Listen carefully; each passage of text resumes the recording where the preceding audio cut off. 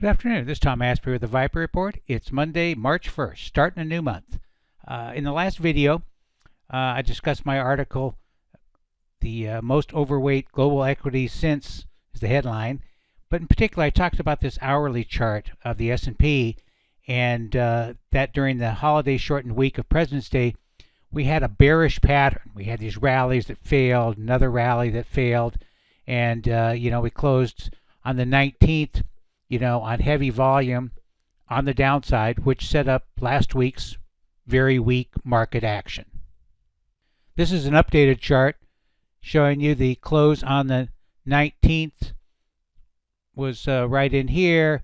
We had a rally up early on the 22nd. It failed.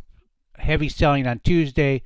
Very sharp rally on Wednesday that sucked a lot of people in, but you notice it just got right back to the high from the 19th, but the sellers took over again the last 2 days of the week, particularly in the S&P. It started to drop more than the QQQ, closed very weak, and then a whole new week this week as the market rocketed to the upside so far today. We have several hours before the close. Market internals are strong, and that suggests that the rally can continue. So how did you know that a rally was going to occur? This chart of the QQQ reflects the technology-heavy NASDAQ 100 that bore the brunt of the selling last week. You can see we had a low here on Tuesday, rallied up on Wednesday, I just showed you on the hourly chart, and then continued to drop on Thursday and Friday. You can see we made a marginal new low on Friday here. More importantly, we got down here to the daily Stark bands on two different attempts. Remember, based on Stark band analysis, when you're at the lower band, it's a high risk time to sell and it's a low risk time to buy. Also important was the fact that the short-term RSI that I teach many of my students about formed a bullish divergence as the market closed. Okay, so that was a pretty strong sign. So far today we're right up in this 321.07. That's the new monthly pivot, with a declining 20-day EMA and further resistance at 324.76. So if this rally is going to fail, it should fail somewhere in that range, maybe pop above it tomorrow if we hold these gains into the close. But still, the overall pattern looks negative. This daily chart shows you the very heavy volume that occurred last week. We had like 110 million shares on the 25th and 104 million on the 26th and almost 100 million on Tuesday. So far in today's rally, we have a pretty weak volume of only 27 million. That's typical, of a rebound within a downtrend, that the volume will be low. A similar negative formation is observed in the XLK. That's a technology select sector. Also saw very heavy selling and a sharp drop. It's dropped from 139 down to 129. So that's $10. About a 5% move, I guess. And the relative performance. This measures the XLK versus the S&P. Turned negative. Before the start of last week, late on the 19th. And the OBV is even weaker. You can see we're moving higher in prices. The OBV is diverging from prices and is negative. It's well below its moving average. Really got to get above that moving average to turn back to positive.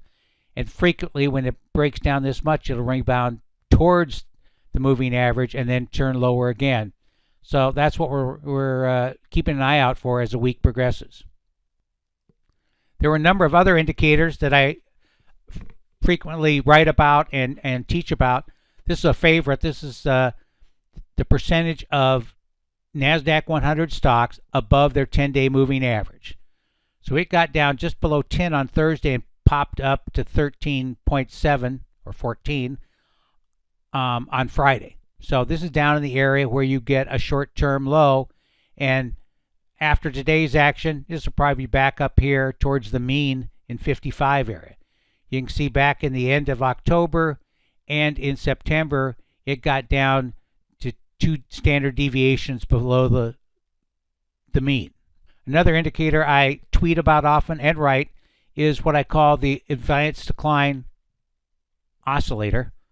I tweeted these charts out quite a bit. So it got down to the start of oversold levels last week, down to almost close to minus 700. You can see this is updated as of today's action. It's already back to 343. If we get another day of even moderately positive breadth, it'll probably get back up into this overbought level by the middle of the week. We'll take a look back at the daily chart of the QQQ. You can see that the new monthly pivot support is at 303.95. That also is just above the 50% support level. And as I mentioned before, you have the new monthly pivot 321 and 324.76. You look at this is the NASDAQ 100 AD line, broke down sharply at the start of last week, continues to show a negative pattern, a pattern of lower lows and lower highs. So we'll be watching this to see whether it can manage to get back above its moving average or whether it's going to rally back up to that and then turn down again. That would be a bearish setup. OBV looks even weaker. And so clearly I've been saying for a couple of weeks in my Forbes articles that it's becoming a much more difficult market and that one should not be complacent. It's still my view, as it was on Sunday, February 21st, I was just ahead of last week's action, that a deeper decline is needed to reduce the high level of bullishness and the complacency in the market. I don't think last week's action did it. So I've been suggesting you raise cash ahead of a correction. There should be some great buying opportunities once this correction is over, but it could last a good part of the month. The nature and the length of the current rebound will tell us more, and I'll do my best to keep you updated. If you want specific advice on either ETFs or stocks, I encourage you to try out the Viper ETF report. You can go to viperreport.com and click on this, and you'll get the information and sign up through PayPal, or the Viper Hot Stocks. Each are only $34.95 per report. Last week I had 5 reports out for both services, the 2 regular reports and then special updates because of the volatile action. I usually try to do that and try to keep my clients appraised of what the market is doing. If you don't know much about the stock market or how it works, you might want to take a look at my one-on-one session. I have some openings for March. You spend an hour one-on-one with me.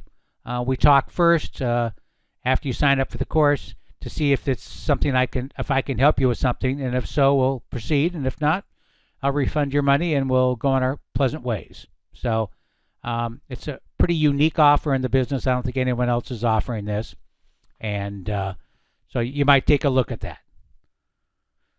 Well, should be another interesting week with the jobs report on Friday. It could be a wild ride.